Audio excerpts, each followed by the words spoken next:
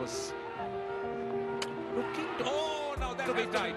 I'll tell you what, that has to be tight. I won't be surprised if Kusal Mendis. Oh my God!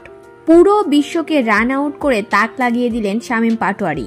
শামীমের এমন run out দেখে লাফিয়ে উঠে একই কাণ্ড করলেন ধারাভাষ্যকার। বিস্তারিত দেখুন পুরো ভিডিওতে। ব্যাট হাতে চমৎকার ইনিংসের পর এবার ফিল্ডিংয়ে বাংলাদেশকে ব্রেক থ্রু এনে দিলেন শামীম হোসেন। মোহাম্মদ সাইফুদ্দিনের বলে কভার পয়েন্টের দিকে ঠেলে রানের জন্য ছোটেন কুশাল মেন্ডিস। সরাসরি থ্রোয়ে স্ট্যাম্প এলোমেলো করে তার বিদায় ঘণ্টা বাজান শামীম। ফেরার আগে বলে বাউন্ডারি মেরে আন্তর্জাতিক টি-20তে 2000 রান পূর্ণ করেন কুশাল মেন্ডিস।